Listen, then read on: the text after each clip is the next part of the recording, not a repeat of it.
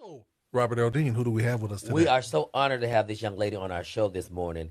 For those that need someone to talk to professionally and someone to help them through their situations, we have somebody for you. Turn to your neighbor and say, "We have somebody for you this morning." We have somebody for you this morning. Yes, You. we would like to introduce to you the none other than Miss Freda Wilson. Welcome to the Wake Up Morning Show with Dr. LT and Robert Earl Dean. Good morning, good morning, good morning. You are funny. I love it. Oh, okay. So we're gonna jump right on Let's jump in right in. because I might need to go through therapy right now. Yes. So tell us who you are and what you do. Everybody to tune in because we might all be getting help today. Yeah, you all probably need help. Well, I am Freda Wilson, and I am a minister, and I am a certified life and relationship coach. I'm also an author of two books, which is what propels my ministry that I'm doing now. And one is Healing the Wounds of Divorce, and the other one is Building Relationships That Last. So I help people with their love lives. I help singles, I help couples, I help divorcees, and I help them heal, thrive, and survive, and just have some beautiful love. All So that's right. what I'm all about. Told y'all she was for all of us today. Now, Robert O'Dean, I think that she was trying to create a commercial, in the middle of it all. Did you hear that door go? "Ear"? Right. Special effects. Yeah, you know what that I expected her to say. And when your door squeaks, try W40. It will take the squeak out. We could get a whole campaign going Well, she for gonna have her. to take the squeak out of your relationships. Yes, yes, yes. So, Yes. you got folks that jumped on the line and said she done helped me already. Right. You know what I'm saying? So I want to first of all say welcome to our show. Yes. As you can see, Robert Earl Dean and I have had some issues on this morning. Oh, you have? You know, Speak for yourself. That's your testimony. It ain't mine. Robert Earl. Now you know good and well that I asked you to pray and you wouldn't do it. And so I want to ask the question: when you seek in a relationship somebody to pray with you or pray for you, how do you handle it when they say no? Well, you respect the fact that they said no. Thank you. And you pray yourself. You Boundaries. just get to pray and you say, okay, I respect that. How about I pray? And because I need some prayer today. You mind if I pray? Right. And then you move forward and you start praying. Usually when you ask, can you pray for yourself? People are like, okay, yeah, let's do that. And then you can just move forward and start praying. But normally people don't mind receiving prayer. But Amen. now if you put them on the spot and ask them to pray, that's a whole nother situation because some people don't like praying out loud Mhm. because they feel uncomfortable. They don't know if people are going to judge them. It's just all types of things. People just don't like praying out loud. Like my husband, Mhm. he will not pray in public. Uh-huh. I mean, he's a physician, but don't ask him to pray in public. Now, he'll fix you up, your body and everything. But if you ask him to say a prayer in public, it's not happening. But he will pray at home. So let me ask See? you this question, being that you're a professional, a lot of times, both Robert Earl Dean and I, we're both in education and we've been in it for over 30 years.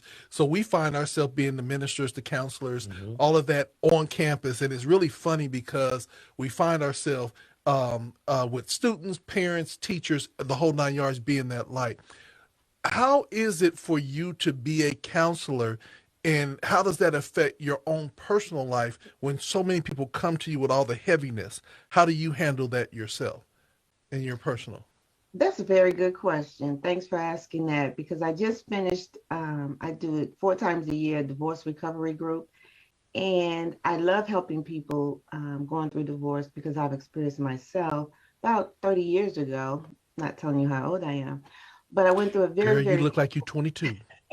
Hi. thank you. Oh, we're gonna be best friends. I can see this right Yes, now. ma'am.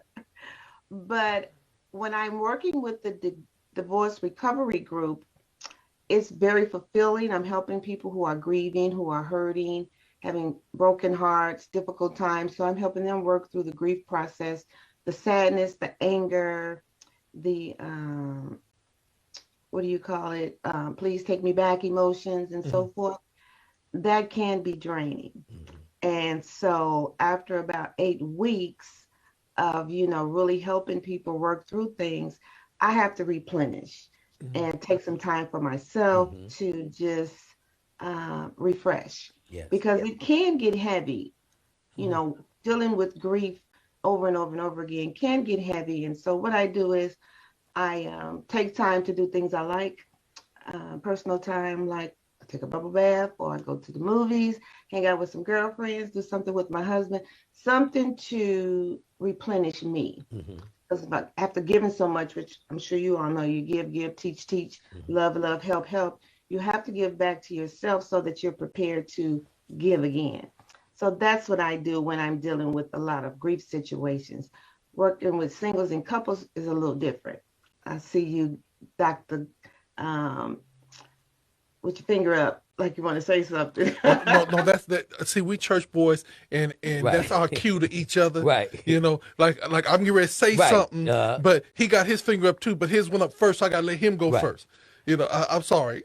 I just wanted to say that it's very important because we church people and African Americans feel a certain way when it comes to sharing our hurts and our pains, and we feel like going to a professional person is making you weak. I think in Yeah. the culture that we're living in, we're seeing more now, more African Americans go to counseling, going to someone that they can talk to. Let's talk about that. Yeah, thank you for bringing that up. That is such a hot topic in the realm that I flow in. Our culture, we tend to steer away from getting professional help, period. Hmm. No offense to you, my brothers, but generally, men I find feel like they can fix their own problems. Hmm. Oh, wait, And wait, wait, wait. Hold the door. Hold the door. no, Because I want you to go right back to that, but I Yeah. want you to hold the door on that one because we want to diddle that by saying that okay. men feel like we can fix anything. And so when if we cut ourselves and it needs stitches, we say, oh, we good. Just get some duct tape Put some and, tape on it. put some tape on it. So men, that's that pride before the fall and Fall. Yeah, that's destruction. the Bible. So I just want to go on in that say and diddle with you, my sister. Okay, good. Thank you. Thank you for the amen. Right. But and it's taboo a lot of times when people know they need help, don't know what to do, how to fix themselves. They're afraid to seek help because of maybe they feel like, oh, people are going to think something's wrong with me, or I should be mature enough to fix my own situations and so forth. But shows like this, when people start reading and just exposing themselves to different ideas, I've learned that our people of color, are being more open to getting help in their relationships and in their dating lives, just because it's the nature of women being very communicative, very relational. We're just, girls, we just hang out and do all kinds of girly stuff. We're more open to it, saying, oh, help me, help me, help me.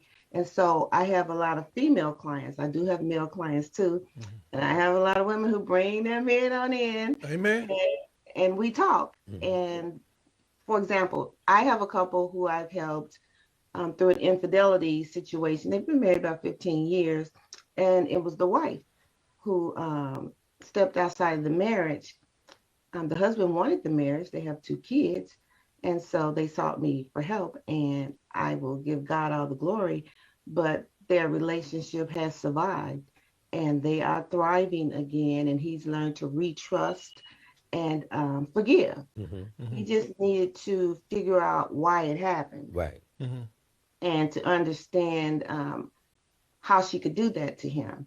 And we first had to make him understand that it's not your fault. Right. Hmm. Because whenever somebody decides to make a decision that will hurt another person, it has nothing to do with the person that was offended. It's just a decision that you've made to step outside the marriage, whether you were miserable or not. Right. You could have been woman enough to just say, okay, I don't want this anymore. I'm just going to move on. Hmm. But instead, we being creatures of sin, even after salvation and sanctification, sometimes we slip and fall and we make mistakes. Right. And so we come on back in after a while. But my whole point is people can heal and people can be restored Yes. if they're willing to come forward and ask for the help. And I worked with them for about a good 6 months, and I still keep in contact with them. Mhm. And they're doing very well. They're doing exceptionally well. And I'm glad that her husband stayed in there. They're raising their two boys, and life is doing good for them again. Okay, so I'm gonna give a two-part question, but I'm gonna do the first one first, and then the All second right. one is gonna be a real churchy one. Okay, you ready for it? Okay. Okay. I want help, but I don't think I can afford it. How do That's a you good one. do you take insurance? How do people compensate at this time? Well, I do have some clients that I do pro bono, Mhm. and I have clients that pay. So, and I do sometimes offer a sliding scale. So people who really want help will buy what they want to buy. Let's Amen. just That's be true. honest. That's true. But there's always a situation where people can't get help. Mhm. I don't like to turn people away, but obviously I don't offer help uh, free all the time. Yeah. But like the divorce recovery group I do through my church, that's free. And Mhm. I that's my relationship with the church. That's my relationship with God's people. But I like helping people. So I do help some people, and I just work with people.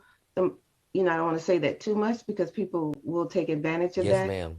So, but this is my profession as it Yeah. pertains to relationship building and healing. But I do work with people, but it's not a free service. And I'm a that's certified Salvation is coach. yeah, free. yeah. And There that's you go. yeah, and that's what's so important is like what you said. People will pay for what they Yes, want, sir. and if you really want to have your relationship survive or whatever, it is worth investing. She's not saying I'm $2,000 an hour. She is saying though, but my time is valuable to help walk you through. And if you need to get a thing, talk to her and get your budgetary thing together, baby. We could work out your budget. We'll get you right. Now, here's the big thing. You ready for it? This is churchy. I'm ready.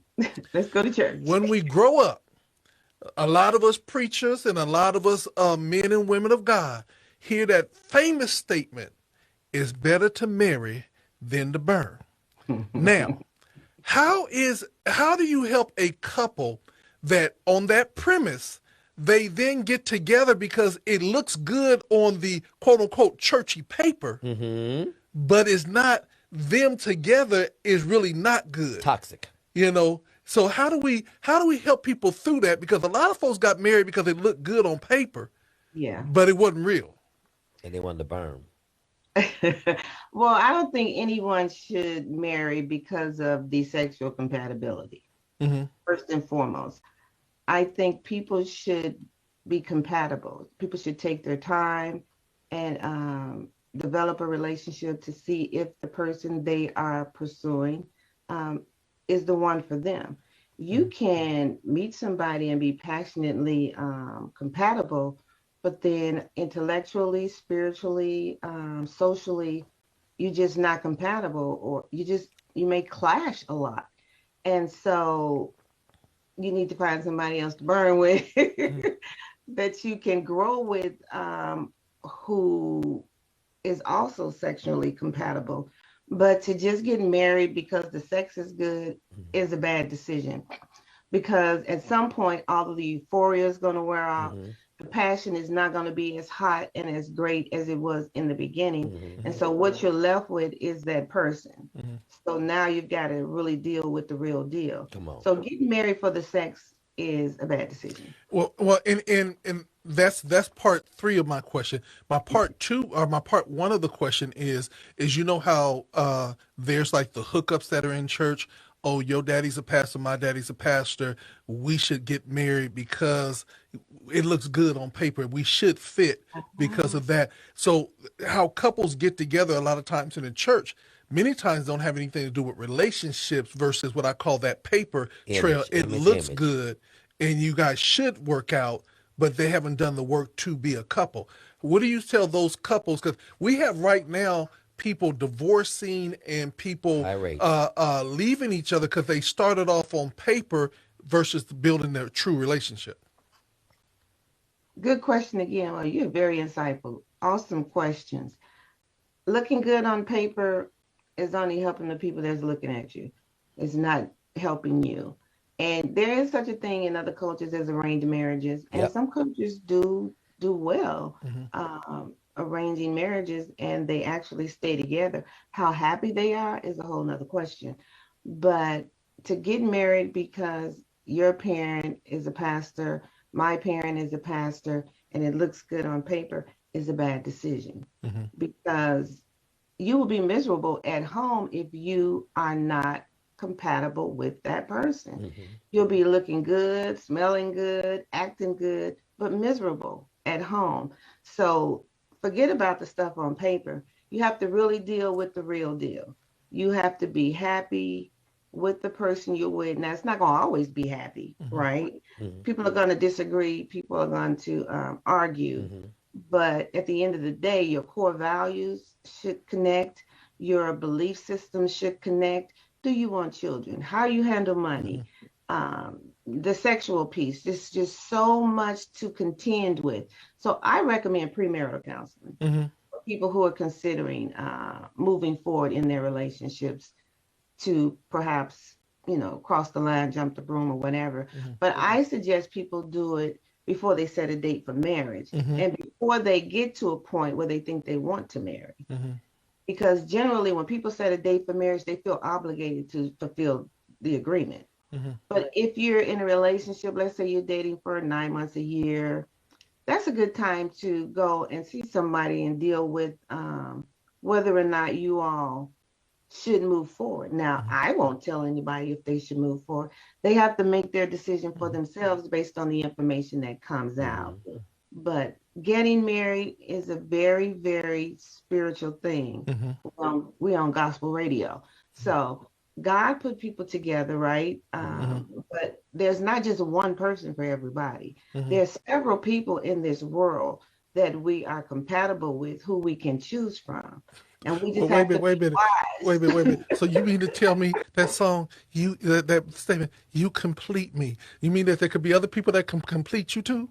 well, there could be, yeah. That's what I'm trying to say.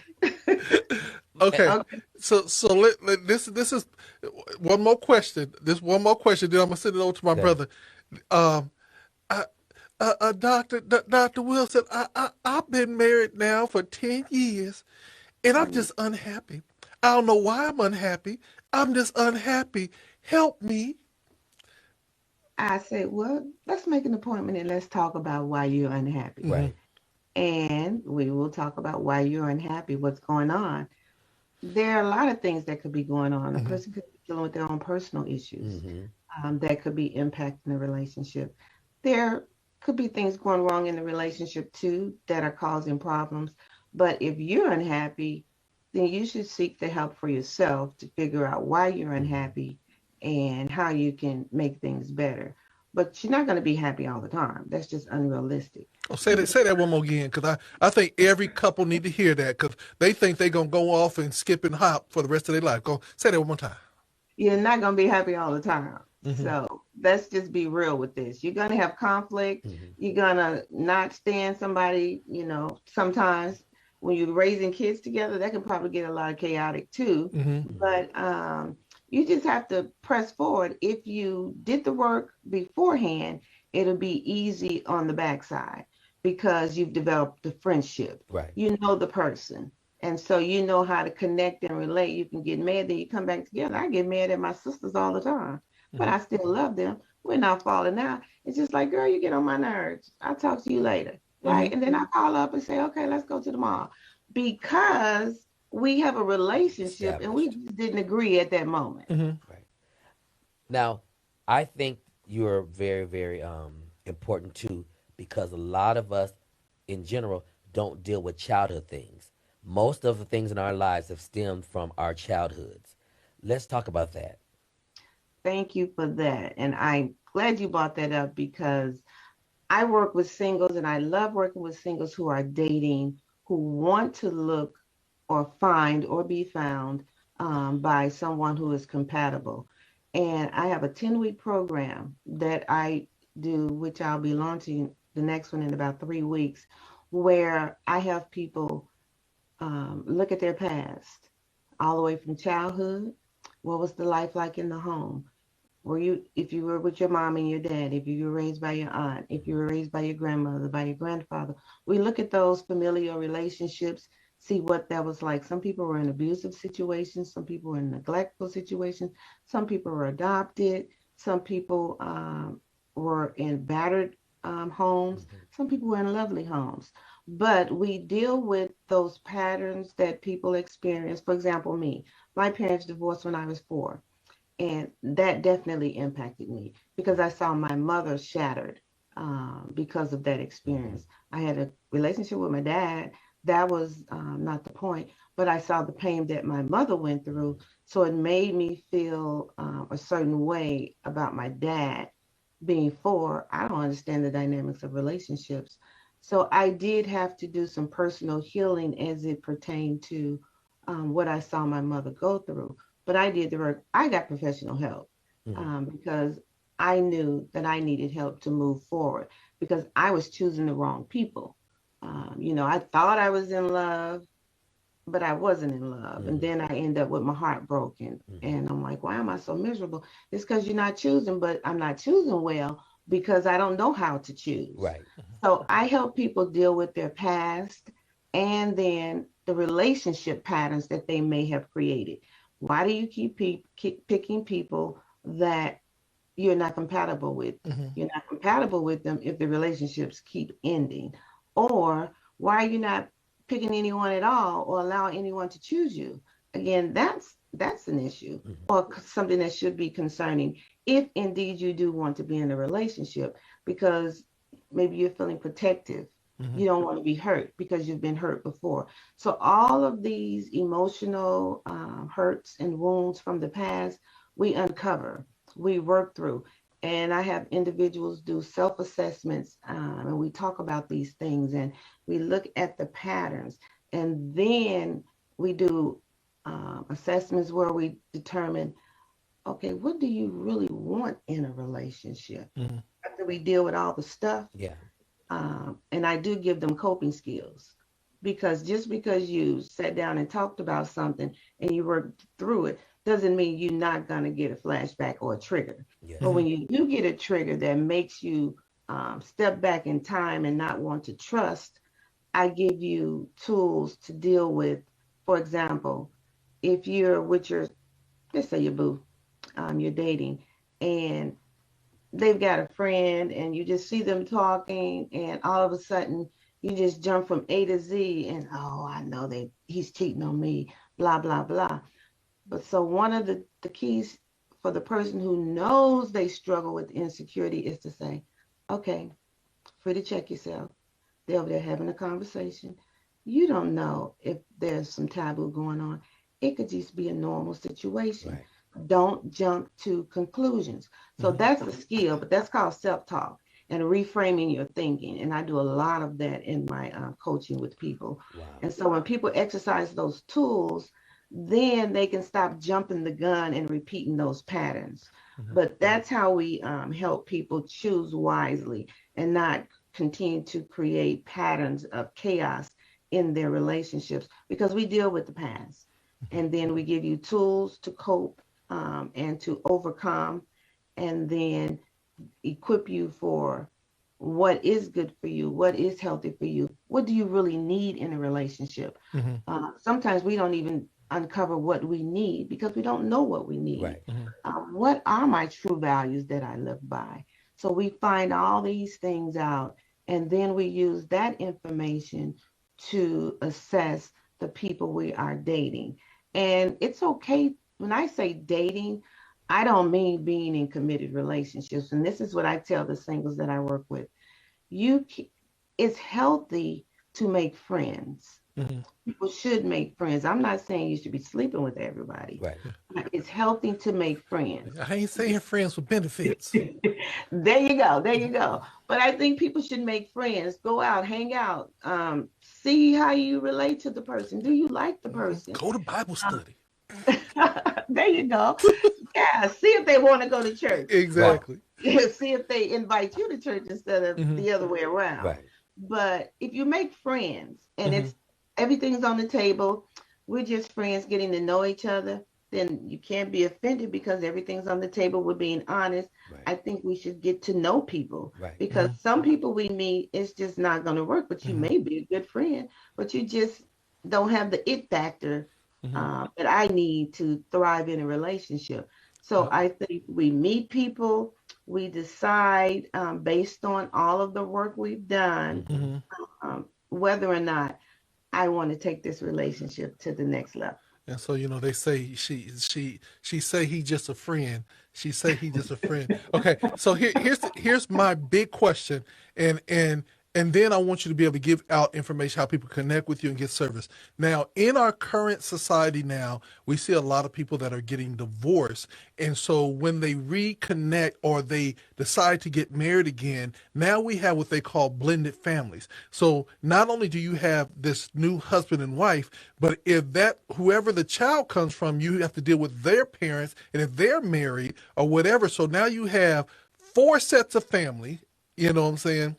You Yes, have, all these other people involved with the relationship that you're trying to establish. How do you help blended families become one family? good question again. I tell you, you sure you're not a counselor? Yes, ma'am. He is. 38 Okay. years. Okay, I thought you were in education, so you are. Yeah. Okay, well, that's why your questions are so insightful. Okay, I love it. But so second marriages and third marriages, I just want to put this out there. I had higher risk for not surviving. That's just first and foremost. If you get married too soon because you're rebounding or you just want to be with somebody, the likelihood or the risk of having a divorce is very great the second time around, and it's even greater the third time around. So people should really think soberly before they move forward and marry again. You want to get some counsel. I mean, there's no guarantees in life, but at least do everything you know to do to survive so that you don't end up in another divorce. But as the blended families go, yes, we have so many blended families in America because it used to be over 50% of marriages end in divorce. But now that number has dropped actually to it's in the 40 percentile. And people say, oh, marriages are surviving. But that's really not the truth. Mm-hmm. What we've also found out is that fewer people are getting married. So people are living together, but they're not making the marital Shacking. commitment. So those numbers are not even calculated in the statistics. So we don't have that data to bring over to the failed marriages situation. But as it pertains to children, so blended families are very significant, and I'm so glad you brought this up. I was a product of a blended family. Um, my husband and I blended our family. We've been together over 20 years now, and we raised five children together. And I've helped so many people. But when you marry somebody that bring in their children, that complicates many relationships Mm-hmm. because you've got how do you discipline? Are you treating my child different than you're treating your child? Are you doing more for your children than you're doing for my children? Your child is disrespecting me. You need to do something about it. Lots of things go on in these blended families. And again, if you run into trouble, you should get help, but you should know that it may not be just high pie in the sky. I had a client I was working with, and she came from a battered marriage, and she had five children. She had triplets, believe it or not. Mm. In her first marriage, she had triplets, Wow. and then she had two other kids, two daughters. But then she married a gospel singer. They're kind of very good couple together. But he had some children. And she just knew, all his daughters, it was going to be so great. And she was going to be their mom. And they were looking at her like, you're not my mama. You don't tell me what to do. And so she was just At my shocked. daddy's house. There you go. She was shocked, thinking it was just going to be so ideal. Mm-hmm. But that's not the fact. People love their parents.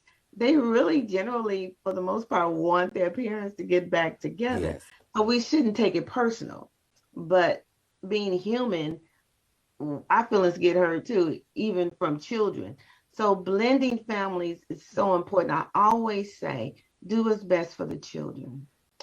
Do what's best for the children. Don't think about, okay, I need to prepare you for tomorrow so that you can thrive. I think it was Frederick Douglass who said, um, people want to prepare their children for the future, but they forget that the child needs to be prepared for today. Wow, And Amen. that's so we powerful. need to deal with the right now, and help the child get to tomorrow.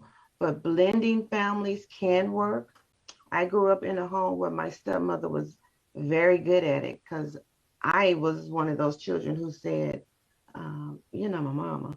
And Ooh, I did not open my heart 100%. Say it the way you said it when ooh. you was a kid. Come on now. You was all You sweet don't then. tell me I what to do. You're not You my said, ain't my mama. mama. You know. I said, you're not my mama. You don't tell me what to do. Right. Shame on her.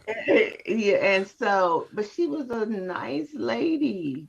And she told my dad, and my dad and I had a conversation. So I didn't say that again, but I felt that. And so I never opened my heart 100% Hmm. because I felt like I was betraying my mother. Right. Hmm. Like, no, I'm not going to do Ooh, that. 'Cause okay, remember, okay, stop that, stop. Ooh, okay. Yeah. See, we're gonna have to do a part two because you Yes. just you. Yes. That's a It's whole thing. powerful. That's a whole thing about betrayal. Yeah. You yeah, know, yeah, and it's not just with the kids and everything else, but the relationship stuff. Can we get a part two with you? absolutely. I love to have a part two. Yes. And you know too, parents got to be careful letting the kids dictate their future too, Hmm. because kids can be selfish, and you Yes. 99 years old by yourself, and the kids and went around the world and yeah. Now that is so true. You are right because the Bible says you leave and cleave, and you raise your children. Your children going to get up and leave Right. and Hmm. have their own families. Right. So you have to focus on the marriage. Oh, such a good point you bring up because a lot of times I've found with couples when the children are up and out of the nest, parents don't even know each other. Like they haven't nurtured the relationship.